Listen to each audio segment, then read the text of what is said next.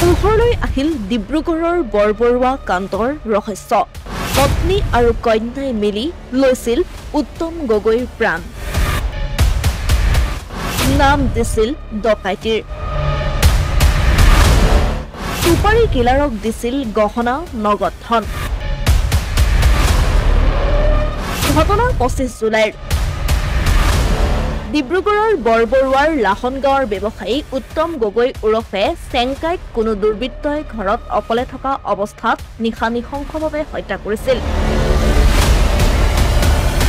মৃতদেহ উদ্ধাৰ হোৱা পুৱনি কোঠাৰ বিভিন্ন সামগ্ৰী চেদেলি ভেদেলি হৈ পৰি আছিল। প্ৰথম অৱস্থাত এই ঘটনাক এক ডকাইতি কাণ্ড যেন অনুভৱ হৈছিল। পিছে আৰক্ষীৰ তদন্তত পোহৰলৈ আহিছে চাঞ্চল্যকৰ তথ্য। জানিব পৰা অনুসৰি ব্যৱসায়ী উত্তম গগৈক নিজৰ পত্নী আৰু নৱম শ্ৰেণীত অধ্যয়নৰত কন্যাই চুপাৰী কিলাৰ লগাই হত্যা কৰিছিল। এই হত্যাকাণ্ড কিয় সংঘটিত কৰা হৈছিল তাৰ তথ্য বৰ্তমানেও পোহৰলৈ অহা নাই। বৰবৰুৱা আৰক্ষীয়ে আটক কৰিছে উত্তম গগৈৰ পত্নী আৰু নৱম শ্ৰেণীত অধ্যয়নৰত কন্যাৰ লগতে কন্যাৰ প্ৰেমিক আৰু কন্যাৰ প্ৰেমিকৰ এগৰাকী বন্ধুক। 25 তাৰিখ আৰু 26 তাৰিখৰ ৰাতি বৰবৰুৱা থানাৰ অন্তৰ্গত লাহন গাঁৱত চেংকাই নামৰ মানুহ এজনৰ মাৰ্ডাৰৰ খবৰ পাইছিলোঁ। আমি ঢুকুৱা বুলি খবৰ পাইছিলোঁ। আমি অতি শীঘ্ৰে আমাৰ বৰবৰুৱা থানা অতি শীঘ্ৰে আমি স্পটত গৈ পাইছোঁ।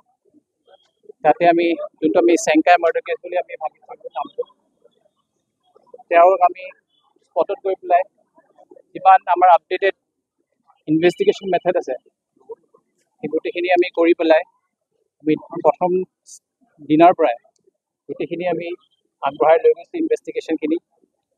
বৰ্তমান আমি এই কেছত যিমান আমাৰ ইনভেষ্টিগেশ্যন টেকনিক ইউজ কৰিছিলোঁ সেইখিনিৰ বিনিময়ত আমি চেংকাইৰ মিছেছ, চেংকাইৰ ছোৱালী আৰু দুজন যুৱকক আমি আটক কৰিছোঁ। আমাৰ তদন্ত এইটো পৰ্যায়তে শেষ নহয়। আমাৰ সন্দেহৰ আঁৰত আৰু কেইজনমান মানুহ আছে। আমি তেওঁলোককো সোধ-পোছ কৰিম আৰু তেওঁলোককো আমি নিশ্চয় আটক কৰিম।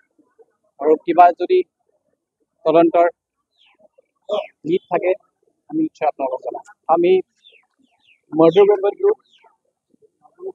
যোনকেইজন যুৱকক আটক কৰিছোঁ তেওঁলোকৰ পৰা আমি ইনফৰমেশ্যন পাইছোঁ। আমি মাৰ্ডাৰ ৱেপনটো ৰিকভাৰীত এতিয়া তৎপৰ আছোঁ।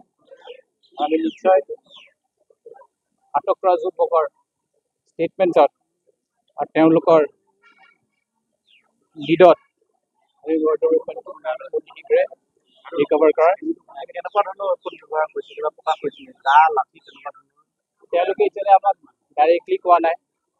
আমি সোধ-পোছ কৰি আছোঁ, কিন্তু আমি নিশ্চয় আমি মাৰ্ডাৰ ৱেপনটো অতি শীঘ্ৰে আমি তেওঁলোকৰ ফোনৰ যোগাযোগ পাইছিলোঁ। আমি একদম প্ৰিলিমিনাৰী ইনভেষ্টিগেশ্যনৰ বেচিছত আমি এইটো ক'ব পাৰোঁ যোনজন যুৱক আমি আটক কৰিছোঁ দুজন, এজন যুৱক চেংকাইৰ জীয়েকৰ বন্ধু আছিলে।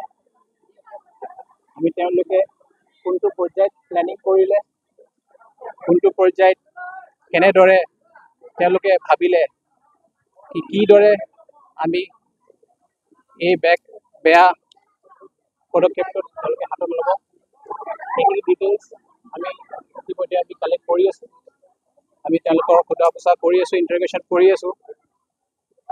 আৰু আমাৰ যিমান বৰ্তমান ষ্টেটমেণ্টৰ ইণ্টাৰগেশ্যন আমি গম পাইছোঁ এইটো এটা লং টাৰ্ম প্লেনিঙত চলিছিলে আৰু এইটো ছাকচেছ হোৱাৰ ইভেণ্টটোতহে আমি অফেন্সটো গম পাইছোঁ। এই অফেন্সটোত আগতেও ছাকচেছ হ'ব পাৰিলে হয়। ইনভেষ্টিগেশ্যন আমি গম পাইছোঁ তেওঁলোকৰ বহুত দিন পুৰণা প্লেনিং আছিলে। কিবা কাৰণত কিবা তেওঁলোকৰ সফলতা নোহোৱাৰ কাৰণে বেলেগ আগন্তুক সময়ত তেওঁলোক ছাকচেছ হ'ব পৰা নাছিলে। দুৰ্ভাগ্যক্ৰমে 25 আৰু 26 তাৰিখৰ ৰাতি তেওঁলোকে এই কামটো সফল হ'ব পাৰিলে। উল্লেখ্য যে আৰক্ষীৰ সূত্ৰৰ পৰা জানিব পৰা অনুসৰি পত্নী কন্যাই 2 চুপাৰী কিলাৰক সোণৰ গহনা আৰু কেইবা লাখ টকা দি হত্যা কৰাইছিল ব্যৱসায়ী উত্তম গগৈক। এই হত্যাকাণ্ড কৰি ডকাইতিৰ ৰূপ দিবলৈ চেষ্টা কৰিছিল আৰু অৱশেষত বৰবৰুৱা আৰক্ষীৰ জালত পৰিছে 4 অভিযুক্ত।